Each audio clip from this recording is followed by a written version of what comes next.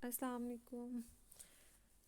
उम्मीद है आप सब ठीक ठाक होंगे, खैरियत से होंगे और दुआ भी है कि अल्लाह ताला सबको ठीक रखे, सबको सेहत दे, क्योंकि सेहत है तो सब कुछ है।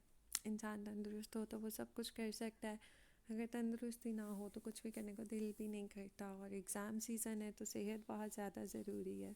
तो अपनी दुआओं में मुझे भी याद रखें, बाकी सबको भी याद रखें। अल्लाह ताला दुआएं कबूल करने वाले हैं और ज़रूर करते हैं। तो हम स्टैटिस्टिक्स को स्टडी कर रहे थे, तो उसमें हमने कोरिलेशन को स्टडी किया, उसमें टी टेस्ट जी टेस्ट को स्टडी किया। देन हम रिग्रेशन में आए, रिग्रेशन के इंट्रोडक्शन को देखा। फिर उसके बाद हमने सिंपल लीनियर रिग्रेशन की तरफ आए, वहाँ पर हमने उसकी एक एग्ज़ाम्पल को सॉल्व किया जिसमें हमने फार्मूलाज वगैरह देखे एग्ज़ाम्पल की हेल्प से। अब हम मल्टीपल लीनियर रिग्रेशन करने लगे हैं। रिग्रेशन में हमने सिंपल रिग्रेशन में हमने देखा था कि हमारे पास एक एक्स वेरिएबल होता था और एक वाई होता था।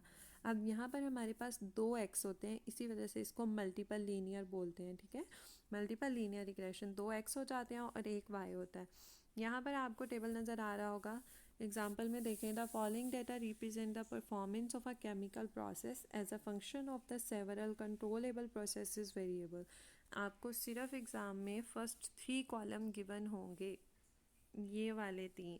ठीक है, तो आपने बाकी सब खुद कैलकुलेट करने हैं। अदरवाइज़ अगर आपको इस फॉर्म में टेबल नहीं गिवन होता तो सेकंड ऑप्शन आपके पास आती है कि आपको इन सब की ये वाली जो लास्ट लाइन है जिसको हम सिग्मा बोलते हैं, ये जो हम खुद कैलकुलेट करते हैं, ठीक है, पूरे टेबल से, ये आपको लास्ट पर दे दी जाएगी पेपर में। लाइक वो आपको कह देंगे कि x1 स्क्वेयर जो है वो इसके इक्वल है, x2 स्क्वेयर जो है वो 56.0201, इस तरह करके आपको वैल्यूज़ बता देंगे ताकि आपको पूरा टेबल ना कंस्ट्रक्ट करना पड़े।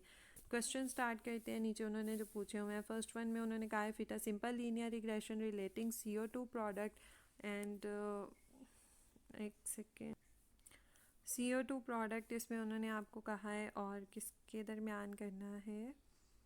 ठीक है, CO2 प्रोडक्ट, CO2 आपके पास कौन सी है, CO2 और to the total solvent means X1 और Y के दरमियान आपने सिंपल लीनियर रिग्रेशन लगाना है। सिंपल लीनियर रिग्रेशन यहाँ पर इन्होंने सॉल्व नहीं किया हुआ, ये एज एन असाइनमेंट उन्होंने कहा है, बिकॉज हम सिंपल लीनियर के सारे फार्मूला पीछे डिस्कस कर चुके हैं, हम वहाँ पर देख भी चुके हैं कैसे फाइंड आउट करना है। तो बिल्कुल उसी तरह स्टेप बाय स्टेप आपने यहाँ पर फाइंड आउट कर लेना है। x2 को इग्नोर करते हुए सिंपल आपने फर्स्ट 2 रोज़ को लेना है और इस पर आपने सिंपल लीनियर रिग्रेशन अप्लाई कर देना है। ठीक है, बिल्कुल उसी तरह जैसे हम प्रीवियस 2 वीडियोस में कर चुके हैं। देन उसके बाद पार्ट 2 में देखें, उन्होंने कहा fit a multiple linear regression relating CO2 product to the total solvent and the hydrogen consumption and calculate the value of R square and compare the value of R square in the part 1। Comparison तक अब first पे देखिए उन्होंने multiple linear regression कहा है, बाकी हम आगे बाद में देखते हैं। मल्टीपल रिग्रेशन कहा है, मल्टीपल रिग्रेशन के लिए आपको बहुत सारे ये एस जो हम स्टैंडर्ड एविएशन कैलकुलेट कर रहे होते थे ये चाहिए होते हैं। अब आपने कैसे याद रखने, इसका ना आपने एक सीक्वेंस लिख लेना है। लाइक आपके पास 3 वैल्यूज़ होती हैं ना, 3 डाटा दिए हुए हैं उन्होंने आपको, एक x1 दिया हुआ है, एक x2 दिया हुआ है और एक आपको y दिया हुआ है। अब आपने ना जो s फाइंड आउट करना है, s फाइंड आउट करने का भी आपने रूल याद रख लेना है। एक आपने x1 का फाइंड आउट करना है, फिर आपने x2 का फाइंड आउट करना है, फिर आपने इन दोनों का आपस में क्रॉस फाइंड आउट करना है x1 का x2 के साथ। ठीक है, यहाँ तक आपने s के कंप्लीट, x वाले कंप्लीट कर लिए। अब x का y के साथ शुरू कर दें, x1 का y के साथ फाइंड आउट करना है, फिर x2 का y के साथ करना है। अब ये भी पूरे हो गए, लास्ट पे आपने s y फाइंड आउट कर लेना है। ठीक है, ये आपने इस तरह याद रखना, ज़्यादा आसान है, एक सीक्वेंस से लिख लें कि सबसे पहले यहाँ से स्टार्ट हो जाए। हमने 1 1 x1 x2 x2 x1 x2 x1 y x2 y और फिर y। ठीक है, ये सारा हमने ऐसे कैलकुलेट करना है। इन सब के डिफरेंट फार्मूला है। ये जो उन्होंने आपको ये वैल्यूज़ दी हैं ये एवरेज की होती हैं। ठीक है, जैसे उन्होंने अब आपको x1 बार कहा है तो ये इक्वल होगा सिग्मा x1 ओवर n के। ठीक है, नंबर ऑफ ऑब्जर्वेशंस के एवरेज फाइंड आउट करनी हमने सीखी हुई है मैथमेटिक्स में, sum of all the values over number of values. बिल्कुल इसी तरह x2 और y बार भी उन्होंने फाइंड आउट किया हुआ है। नीचे फर्स्ट फार्मूला देखें, ये आपके पास एस वाई वाई का उन्होंने आपको फार्मूला दे दिया है, sigma X one Y minus sigma X one sigma Y over N. इसमें कोई लॉजिक्स नहीं है, एज इट इज़ बस रट्टा मारना है अपने फार्मूला को, उसके बाद वैल्यूज़ पुट कर देनी है और निकाल लेनी है। बिल्कुल इसी तरह नीचे बाकी सबके भी उन्होंने फार्मूला दिए हुए हैं, आप देख सकते हैं, ये सारे उन्होंने आपको एक साथ दिए हुए हैं। ये देखें एस एक्स वन का भी, इसका भी ये फार्मूला और ये फार्मूला, ठीक है, ये सारे उन्होंने आपको दिए हैं। ज़ुबानी याद करने वाले हैं फार्मूला, इसमें कोई मैं एक्सप्लेन नहीं कर सकती कि ये क्यों ऐसे है, ठीक है, बस आपने याद रखना है। हाँ वैसे इतना मुश्किल नहीं है, एक आधा एक्सप्लेन कर देती हूँ, होपफुली उस तरह आपको याद रखना आसान होगा। जो आपको गिवन होता है ना, हम इसी फार्मूला को देख लेते हैं। अब देखें, आपने S X two Y find out करना था ना, तो आपने सबसे पहले जो यहाँ पर होता है ना उसी का सिग्मा ले लेना है। फिर जो आपके पास ये, अब आप एक्स टू वाई का फाइंड आउट कर रहे हो ना, पहले आपने इसका सिग्मा ले लेना है, फिर उसके बाद माइनस के बाद आपने इन दोनों का सेपरेट सेपरेट सिग्मा लेना है। सिग्मा एक्स टू अलहदा वैल्यू लेनी है, सिग्मा वाई की अलहदा लेनी है और उसे एन पे डिवाइड कर देना है। बिल्कुल इसी तरह बाकी सारे भी हैं। अब आप इसी में देख सकते हो, ये एक्स टू में भी एक्स टू दोनों सेम है ना, इसका मतलब आपने पहले सिग्मा एक्स टू का स्क्वायर ले लेना है, फिर सिग्मा एक्स टू होल का स्क्वायर ओवर एन, वाई का भी इसी तरह और एक्स वन एक्स टू का भी सेम है, सारे फार्मूला इस तरह। नीचे आ जाते हैं अब आपके पास, क्योंकि ये मल्टीपल लीनियर है ना, दो एक्स हैं, तो इसका मतलब हम एक्स के लिए बी वन और बी टू भी हमारे पास दो होंगे। बी वन आप अलहदा फाइंड आउट करोगे, बी टू अलहदा फाइंड आउट करोगे। अब ये भी थोड़े मुश्किल लग रहे हैं देखने में, लेकिन इसमें ना एक चीज़ आसान है आपके लिए। ये देखें, इसकी जो नीचे वाली वैल्यू है और जो इसकी नीचे वाली वैल्यू है, ये दोनों ना सेम है, इनमें कोई डिफरेंस नहीं है। तो इसका मतलब जो याद रखने वाली चीज़ है ना, वो आपके पास सिर्फ इनकी ऊपर वाली वैल्यूज़ हैं कि हमने ऊपर क्या लिखना है। बी वन में एस एक्स टू फिर एस एक्स वन वाई, फिर minus S X one X two, फिर एस एक्स टू वाई। नीचे वाले में इससे ऑपोजिट आ जाता है, जहाँ पर एक्स टू एक्स वन है ना, वहाँ पर बस ये एक्स टू है, फिर एस एक्स टू वाई है, माइनस एक्स टू है, फिर एक्स वन वाई है, ठीक है। नीचे वाला सेम है, वो मैंने आपको बता दिया, आपने इसमें वैल्यूज़ पुट करनी है, आपके पास आंसर निकल आएगा। सिंपल लीनियर में हम जब बी नॉट फाइंड करते थे ना, हम बस यहाँ तक करते थे। अब ये मल्टीपल लीनियर है, तो इसमें एक्स टू एक एक्स्ट्रा वेरिएबल है, तो इसमें एक एक्स्ट्रा लिखा भी जाता है। B nought is equal to Y bar minus B one, अच्छा यहाँ पर ना मिस प्रिंट है, बी वन के ऊपर एक्स बार भी आएगा, ठीक है, B one X bar minus B two X two bar. इसमें आपने वैल्यूज़ पुट करके बी नॉट निकाल लेना है। अब फिटेड रिग्रेशन लाइन भी आपके पास यही होगी, Y cap is equal to B naught plus B one X one plus B two X two, ठीक है, बी टू एक्स टू। देखें, ये आपके पास होती है मल्टीपल लीनियर में। और इसी तरह अगर आप आगे चलते जाते, थ्री वेरिएबल्स आपके पास तीन एक्स आ जाते, तो वो हो जाना था B naught plus B one X one plus B two X two plus B three X three, लेकिन हमने बी टू तक ही रहना है क्योंकि हमारे क्वेश्चन यहीं तक है। सेकंड, अब उन्होंने आपको बोला था मल्टीपल लीनियर रिग्रेशन हमने फिट करना है and calculate the value of R square, calculate the value of R square. R square calculate करने से पहले हम इसमें हाइपोथेसिस टेस्ट करेंगे सिग्निफिकेंस चेक करने के लिए। अब ना सिग्निफिकेंस चेक करने के दो मेथड हैं। अगर आपको ओवरऑल मल्टीपल कोफिशिएंट की सिग्निफिकेंस का पूछा गया होगा ना, तो उसके लिए आपने एनोवा कंस्ट्रक्ट करना है। अगर आपको पार्शियल सिग्निफिकेंस या पार्शियल रिग्रेशन कहते हैं, तो आपने इसमें पार्शियल रिग्रेशन में आपने दो फाइंड आउट करने पड़ेंगे हाइपोथेसिस, एक बीटा वन और एक बीटा टू। बीटा वन जब लेंगे तो आपने साथ बी वन की वैल्यू लेनी है, standard error of B one लेना है, उसका फॉर्मूला हम अभी देख लेते हैं। और जब आपने बी टू हाइपोथेसिस लेना है, तो उसमें भी इसी तरह होना है। बी वन जो होगा वो आपके पास, आपको क्वेश्चन किधर गया, जो बी वन होगा वो आपको आपके पास पहले वाई का बताएगा, वो आपको वाई का बताएगा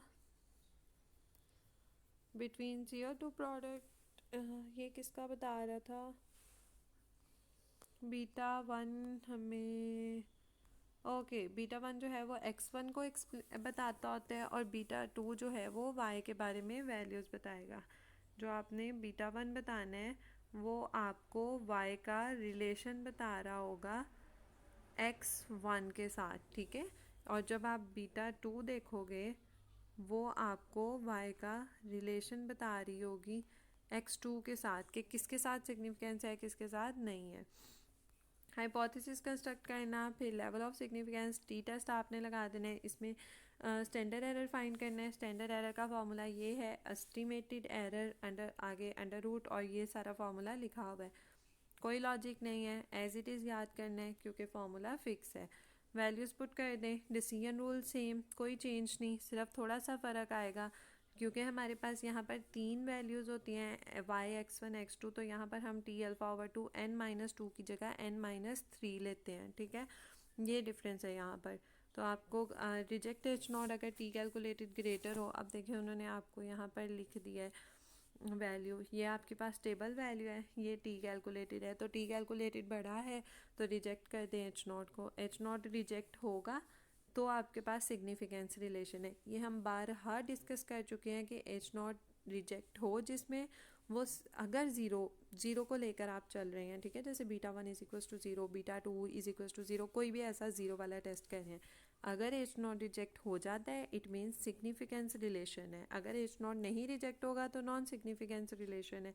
अब एच नॉट रिजेक्ट हो गया, इसका मतलब कि CO2 प्रोडक्ट का सॉल्वेंट के साथ जो है वो सिग्निफिकेंस रिलेशन है। अब सेकंड, अच्छा इसमें उन्होंने कॉन्फिडेंस इंटरवल भी कंस्ट्रक्ट किया है, ये भी हमने पीछे देख लिया था। कॉन्फिडेंस इंटरवल का सेम फार्मूला है B1 plus minus T alpha over 2n-2 significance error of B1। Then hypothesis, अब आप B2 के लिए टेस्ट कर रहे हो, B2 के लिए भी सेम रूल है, कोई डिफरेंस नहीं है। स्टैंडर्ड एरर का फॉर्मूला गिवन है, डिसीजन रूल भी सेम है, कोई डिफरेंस नहीं है। अब डिसीजन रूल को कंपैरिजन कर लेते हैं। ये आपके पास एक वैल्यू है एंड ये वाली जो है ये आपके पास कैलकुलेटेड वैल्यू है। टी कैलकुलेटेड बड़ी होनी चाहिए टी अल्फा ओवर 2n-2 से, ठीक है, लेकिन आप अब देखो आपके पास जो है टी कैलकुलेटेड की वैल्यू छोटी है, इनको कंपेयर करें तो टी कैलकुलेटेड छोटा है, तो इसका मतलब कि हमने एच नॉट को रिजेक्ट नहीं करना, ये वाला गलत हो गया रूल, ठीक है। Do not reject H naught and we conclude there is a significant relation between, हाँ यहाँ पर मिस्टेक है, यहाँ पर सिग्निफिकेंट तो नहीं, यहाँ पर नॉन सिग्निफिकेंट आएगा बिकॉज एच नॉट रिजेक्ट नहीं हो रहा, ठीक है, तो ये मिस प्रिंट है। नॉन सिग्निफिकेंट रिलेशन आएगा between CO2 product and hydrogen consumption. Alpha confidence interval हमने कैलकुलेट किया हुआ है। लास्ट अब आगे हमारे पास आ जाते हैं analysis of variance multiple linear regression. ये हमने पीछे ज़्यादा सिंपल लीनियर में मैंने फुल एक्सप्लेन कर दिया था, इसलिए मैं यहाँ पर इसको एक्सप्लेन नहीं इतना ज़्यादा करूँगी, आपको जस्ट बताती जाती हूँ थोड़ा थोड़ा। ओके स्टार्ट करते हैं। एनालिसिस ऑफ वेरिएंस में सबसे पहले आपने ये तब टेस्ट करना है जब आपके पास उन्होंने आपको हाइपोथेसिस टेस्ट करने के लिए कहा होगा कि, या उन्होंने आपको कहा होगा टेस्ट हाइपोथेसिस ऑफ, या आपको बीटा 1 बीटा 2 इकट्ठा 0 के इक्वल कहा होगा, ठीक है। तो इस पर आपने टोटल सम ऑफ स्क्वायर सबसे पहले, ये भी हमने पीछे डिस्कस कर लिया था कि जो TSS है और रिग्रेशन RSS को भी हम देख चुके थे, लेकिन इसमें थोड़ा सा RSS जो है वो डिफरेंट आएगा। मतलब कि पहले आपने RSS को यहाँ तक देखा था ना B1SXY, अब इसमें क्योंकि x 2 होते हैं ना तो ये हो जाता है B1SX1Y और प्लस B2SX2Y, ठीक है। बाकी एनोवा सेम है। डिग्री ऑफ फ्रीडम में K माइनस रिग्रेशन की जब आपने फाइंड करनी है तो K-1 के यहाँ पर आपके पास 3 है, 3 पैरामीटर्स हैं तो 3-1 2 आ जाएगी। एरर आपकी होती है n-k, n number of observations और K आपके पास पैरामीटर है। नंबर ऑफ ऑब्जर्वेशंस आपके पास 10 है, इस क्वेश्चन में कैलकुलेट कर लीजिएगा, ठीक है। तो 10-1 9 टोटल उन्होंने लिखा हुआ है, तो इसको कर लीजिएगा। सम ऑफ स्क्वायर ये ऊपर फॉर्मूला लिखे हुए हैं, टोटल का भी रिग्रेशन का भी, तो टोटल में से रिग्रेशन माइनस करेंगे एरर आ जाएगा। मीन सम ऑफ स्क्वायर देखें, मीन होता है उसको उसकी डिग्री ऑफ फ्रीडम पे डिवाइड कर देना है, इस वाले को इसकी डिग्री ऑफ फ्रीडम पे, इसको इसकी डिग्री ऑफ फ्रीडम पे, जो कि एरर की 7 है। उसके बाद आपने F कैलकुलेटेड करना होता है। F कैलकुलेटेड होता है इन दोनों को आपस में डिवाइड कर देना है। 991.54 को आपने 51.25 पे डिवाइड कर देना है, एफ़ कैलकुलेटेड आ जाएगा। नेक्स्ट आपके पास एफ़ टेबल से आपने वैल्यू फाइंड आउट करनी है। एफ़ टेबल से फाइंड आउट करनी है तो वो 0.05 मीन्स अल्फ़ा जो है वो 5% लेना है। देन आपने 2 ऊपर से आपने इस वाली साइड से 2 को देखना है और इस वाली साइड से आपने जो है वो 7 की वैल्यू देखनी है। तो जहाँ पर ये मिल रहे होंगे, ये जैसे यहाँ पर ये वैल्यू मिल रही होगी, ये वाली वैल्यू आपने ले लेनी है। देन उसके बाद उन्होंने आपको coefficient of determination find out करने का कहा था। कोफिशिएंट ऑफ डिटर्मिनेशन एक्चुअल में उन्होंने आपको ये स्टार्टिंग में ही कह दिया था, ठीक है, पार्ट 2 में कि calculate the value of R square and compare the value of R square in part 1। Part 1 क्योंकि हमने यहाँ पर सॉल्व नहीं किया, लेकिन फार्मूला सेम ही है आर स्क्वेयर का, दोनों में regression sum of square over total sum of square.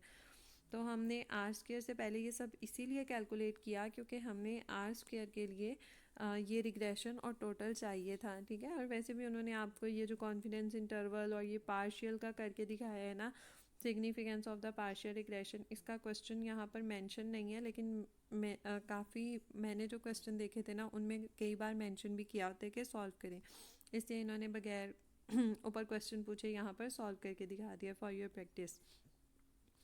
Coefficient of determination find out करें, regression sum of square over total sum of square into 100 sorry.